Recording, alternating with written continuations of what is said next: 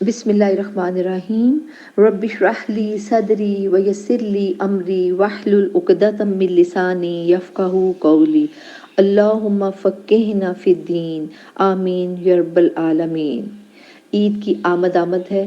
اس سے پہلے عید کی نماز پڑھنے جانے سے پہلے ایک بہت ضروری کام جو ہر مسلمان کو کرنا لازم ہے، اس کے بارے میں ہم بات کریں گے، وہ ہے صدقہ فطر۔ اس کو زکوٰۃ الفطر یا فطرانہ بھی کہا جاتا ہے۔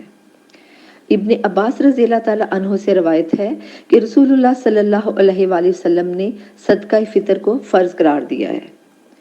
اور صدقہ فطر کا مقصد کیا ہوتا ہے؟ اس کا مقصد ہے کہ روزے دار سے جو روزے کی حالت میں کوئی غلطیاں ہو جائے، کوتاہیاں ہو جائے، تو ان کا کفارہ ادا ہو جاتا ہے۔ ان کے ایک انسان صدقہ فطر دے کے خود کو گناہوں سے پاک کر لیتا ہے۔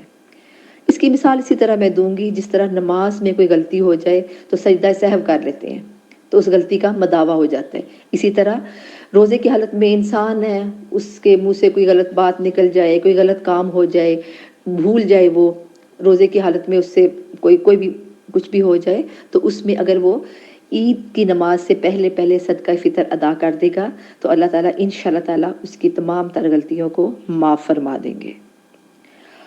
اور ابن عمر رضی اللہ تعالیٰ عنہ سے روایت ہے کہ رسول اللہ صلی اللہ علیہ وسلم نے لوگوں پر رمضان کا صدقہ یعنی کہ صدقہ فطر مقرر کیا۔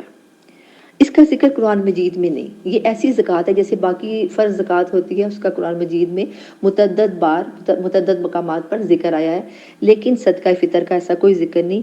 یہ رسول اللہ صلی اللہ علیہ وسلم نے اپنی امت سے محبت کا اظہار کرتے ہوئے ان کو ان کی غلطیاں معاف روزے کی حالت میں جو انہوں نے کی ہیں اس کے لیے ایک یہ مقرر فرمایا ہے۔ اب صدقہ فطر ادا کرنے کا وقت کون سا ہوگا؟ ان کی یہ عید کی نماز سے پہلے ادا کرنا ہے، اور اگر عید کی نماز سے پہلے ادا نہ ہو سکا تو پھر یہ عام صدقہ شمار ہوگا، یعنی کہ عید کی نماز کے بعد ادا کریں گے۔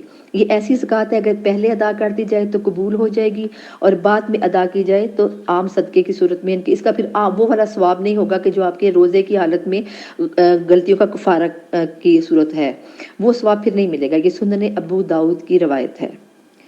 تو اور رسول اللہ صلی اللہ علیہ وسلم نے کیا فرما دیا ان کی یہ ہے کہ فرض رسول اللہ زکوٰۃ الفطر، زکوٰۃ الفطر کے ان کے عید کی نماز سے پہلے ادا کیا جائے، امرا تو ادا قبل خروج الناس الی الصلاۃ، یعنی نماز عید کے لیے نکلنے سے پہلے ادا کر دیا جائے، اور یہی اس کی افضل ترین صورت ہے۔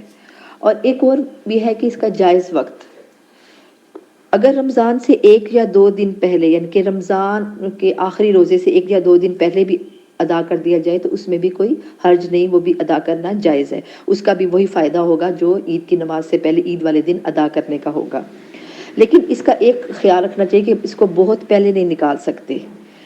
افضل کون سی تاریخ ہوگی رمضان کی؟ ان کی 28ویں کی رات، وہ افضل تاریخ ہے، اس میں نکال دیا جائے تو تب بھی اس کا وہی والا ثواب ملے گا۔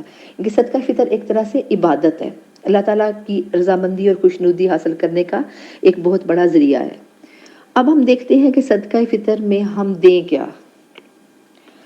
تو اس کے بارے میں یہ ہے کہ ہر شخص اپنی حیثیت اور علاقے کے مطابق کوئی معروف جنس ادا کر سکتا ہے، ان کے ساعن من تمرین او ساعن من شعیرین، یعنی کہ کھجور بھی دی جا سکتی ہے اور منقع بھی۔ منقع کہتے ہیں کہ بڑے سائز کا خشک انگور جسے کشمش بھی بولتے ہیں۔ اور کھجور، گندم، چاول، انجیر، پنیر، کہ جو کوئی انسان زیادہ استعمال کرتا ہے اپنے علاقے میں، کسی کے علاقے میں زیادہ پیداوار ہوتی ہے تو اس کو اسی صورت میں دے سکتا ہے۔ اور یہ بات یاد رکھنے کی ہے کہ جنس کی صورت میں دینا افضل ہے، البتہ نقدی بھی دی جا سکتی ہے۔ اگر آپ یہ چیزیں جنس میں نہیں دیتے تو آپ اس کی جگہ اتنے پیسے دے دیتے ہیں اس کا حساب لگا کے، تو وہ بھی جائز صورت ہے، وہ بھی دے سکتے ہیں۔ اور سا جو ہے ان کے ایک صدقہ فطر کی مقدار کیا؟ 1 سا، صاد الف عین سا، یہ تقریباً 2.5 کلو یا 3.25 سیر بنتا ہے۔ اور ابتدا میں اس زمانے میں اسرہ کے پیمانے تو نہیں ہوتے تھے، تو اس وقت یہ تھا کہ ایک آدمی کے درمیانے درجے کی ہتھیلی جو ہے، اس کے ایک درمیانے درجے کی ہتھیلی، نہ ہاتھ بڑا ہو نہ ہاتھ بہت چھوٹا ہو، درمیانے درجے کا ہاتھ ہو، اس کی ہتھیلی کے 4 چلو، وہ 1 سا کی مقدار مقرر ہوتی تھی۔ اب یہ صدقہ فطر کے ساتھ ایک اور بھی ہوتا ہے فدیہ. ان دونوں میں فرق ہوتا ہے کہ روزے کا فدیہ وہ الگ چیز ہے، صدقہ فطر الگ چیز ہے. اب ہم دیکھتے ہیں کہ صدقہ فطر کس کس پر فرض ہے، کہ کون کون نکالے اس کو، کون کون دے. تو علی العبد والحر والذکر والانثى والصغیر والکبیر من المسلمین، یعنی کہ کیا رسول اللہ صلی اللہ علیہ وسلم کا فرمان ہے کہ صدقہ فطر ہر مسلمان، چھوٹا ہو چاہے بڑا ہو، آزاد ہو چاہے غلام ہو، مرد ہو یا عورت ہو، سب نے دینا ہے اور سب کو ادا کرنا ضروری ہے. اور اس کا مقصد کیا ہے؟ ایک تو اللہ کی رضا خوشنودی، اور دوسرا یہ غریب کے لیے عید کے دن خوشی کا باعث ہے. اور کیوں یہ دیا جاتا ہے اللہ تعالیٰ، کیوں ایک مقرر کیا گیا کہ اس دن غریب جو ہے اس کا کھانے کا خرچہ پورا ہو جائے، اس کو کھانا مل جائے اور وہ مانگنے سے بے نیاز ہو جائے. کیونکہ عید کے دن کی خوشی کو وہ بھی اسی طرح سیلیبریٹ کرے جس طرح مالدار اپنے گھر میں کھانے بنا کر کرتے ہیں. اور یہ صدقہ فطر کن کو دینا جائز ہے، اس بارے میں بھی دیکھ لیتے ہیں کہ فقراء کو، ایسے فقراء، ایسے مساکین جن کی ضروریات پوری نہ ہوتی ہوں. اچھا، زکوٰۃ کے مصارف جو تھے، زکوٰۃ میں آنے والے جتنے لوگ ہیں اس میں، اور بعض علماء کے نزدیک اختلاف ہے کہ زکوٰۃ والے ساری جو کیٹیگری ہے وہ صدقہ فطر پہ لاگو نہیں آتی، لیکن یہ ہے کہ جو مسکین ہے، غریب ہے، ان کو دینا چاہیے تاکہ وہ اپنی اس دن کی ضروریات پوری کر سکیں. اور یہ کون ادا کرے گا؟ گھر کا سربراہ. گھر کے سربراہ کی طرف سے سب جتنے بھی گھر میں ممبرز ہوں گے، ملازم ہوں گے، کوئی بھی ان کے گھر موجود ہوگا، ان سب کو، اگر اپنی اپنی کمائی والے ہیں وہ اپنی طرف سے ان کو سربراہ کو پیسے بھی پے کر سکتے ہیں، لیکن یہ ہے کہ وہ ان کی رضامندی سے اپنی جیب سے بھی ادا کر سکتا ہے.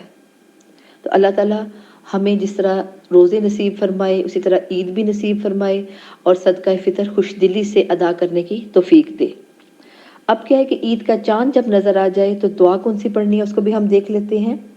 اللہم اہلہ علینا بالامن والایمان والسلامتی والاسلام ربی و ربکا. اے اللہ اس چاند کو امن، سلامتی اور اسلام کے ساتھ ہم پر طلوع فرما، اور اے چاند میرا اور تیرا رب اللہ ہے. وآخر دعوانا ان الحمد للہ رب العالمین. والسلام علیکم ورحمۃ اللہ وبرکاتہ.